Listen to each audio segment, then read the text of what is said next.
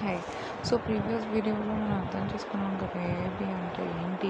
అసలు దీని exam structure ఎలా ఉంటుందన్నది. సో, ఈ వీడియోలో ఐయామ్ ఎక్స్‌ప్లెయినింగ్ ఏఐబీ ఎగ్జామ్ యొక్క డ్యూరేషన్, ఏఐబీ ఎగ్జామ్ ఎలా ఉంటుంది? ఏం చేస్తారు? ఎన్ని లాంగ్వేజెస్‌లో ఉంటారు? ప్రీ రిక్వెస్ట్‌లు ఏంటి? ప్రపోజల్ ఏంటి? ఇవన్నీ ఈ వీడియోలో మనం అర్థం చేసుకుందాం. అసలు first AIB exam name all India bar examination. నేను మళ్ళీ చెప్పినట్టే ఈ ఎగ్జామ్ బీసీఐ కండక్ట్ చేస్తుంది. So bar council of India ఈ ఎగ్జామ్ని కండక్ట్ చేస్తుంది. This is basic information that everyone no.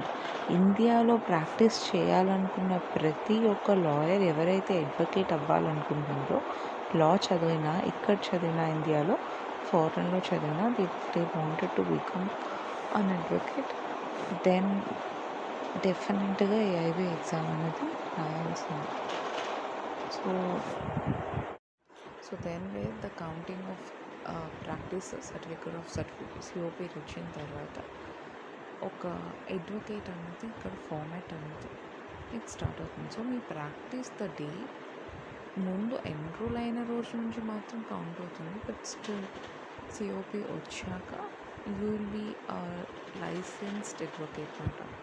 ఒక లైసెన్స్ లీగల్గా పర్మిషన్ అయ్యి గవర్నమెంట్ లాయర్ కింద మీరు వర్క్ లైక్ గవర్నమెంట్ లాయర్ ఎప్పుడు అయినా అడ్వకేట్ బార్ కౌన్సిల్ మెంబర్గా. ఓకే, సో ఎగ్జామ్ వచ్చేసి ఆల్ ఇండియా బార్ ఏఐబీ ఎగ్జామ్ అనేది 3 hours ఉంటుంది ఎగ్జామ్. ఇది కంప్యూటర్ బేస్డ్ ఎగ్జామ్ అయితే కాదు. ఎగ్జామ్ నార్మల్గా బబ్లింగ్ ఎగ్జామ్. మీరు ఎంసెట్స్ అవి రాస్తే ఎలా ఉంటుందో సేమ్ అలానే ఇది బబ్లింగ్ ఎగ్జామ్ అన్నమాట. ఎగ్జామ్ ఏమంత మీకు కంప్యూటర్ బేస్డ్ ఉండదు, మీకు అంత ఛాన్స్ ఉండదు.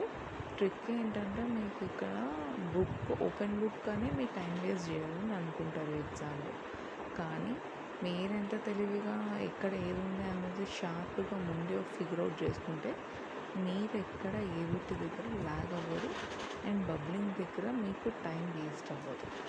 ద హోల్ పాయింట్ ఈ ఎగ్జామ్లో మాత్రం ఎవరైనా మేనేజ్ చేసుకోవాలనుకుంటే ఒకటి ఓపెన్ బుక్ అని చెప్పి బుక్కుల మీద డిపెండ్ అయిపోకూడదు. బుక్కుల్లో ఏది ఎక్కడ ఉన్నది అన్నది ముందే ట్రాక్ చేసుకొని పెట్టుకోవాలి. అండ్ మోరోవర్ బబ్లింగ్ దగ్గర స్టక్ అయిపోయి ఉండకూడదు. మీరు అది ఇది లేట్ చేసుకుంటే ఆ ఎగ్జామ్ క్వాలిఫై అవ్వడం చాలా కష్టం. ఏదో సిమిలర్గా ఒకటి మాత్రం పెట్టేసుకొని వెళ్ళిపోతే అయిపోతుందని మాత్రం అనుకోకండి, అలా ఏం కాదు. సో అబ్జర్వ్ చేస్తే ఇట్ హ్యాస్ 12 లాంగ్వేజెస్. సో ఇది మీకు 12 లాంగ్వేజెస్ అంటే తెలుగులో ఇస్తారా అంటే క్వశ్చన్ ఇంగ్లీష్లో ప్రతి ఒక్క పేపర్లో వస్తుంది. కానీ కింద ఎవరైతే వాళ్ళ మదర్ టంగ్ అడుగుతారో, ఈవెన్ జేసీజీలో కూడా కొంతమంది అడుగుతారు, అలా మదర్ టంగ్ అడిగిన వాళ్ళకి మాత్రం కిందన క్వశ్చన్ దగ్గర మదర్ టంగ్లో వస్తాయి అన్నమాట. లైక్ ఆ లాంగ్వేజ్లో వస్తాయి.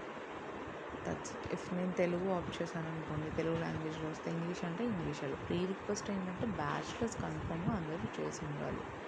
ప్రపోజల్ ప్రాక్టీస్ చేయడానికి లాయర్. సో పర్పస్ ఏంటంటే ఈ ఎగ్జామ్ రాయడానికి లాయర్గా ఇండియాలో ప్రాక్టీస్ చేయడానికి. మీరు ఫారెన్లో చదివినా లా, ఎక్కడ చదివినా ఇక్కడ ప్రాక్టీస్ చేయాల్సింది మీకు ఉండాల్సింది. ఈ 2012 నుంచి స్టార్ట్ అయ్యింది. అంతకుముందు ఏఐబీ ఎగ్జామ్ అనేది ఉండేది కదా 13 years నుంచి. ఐటమ్స్ ఎన్నిసార్లైనా ఇవ్వచ్చు మీరు.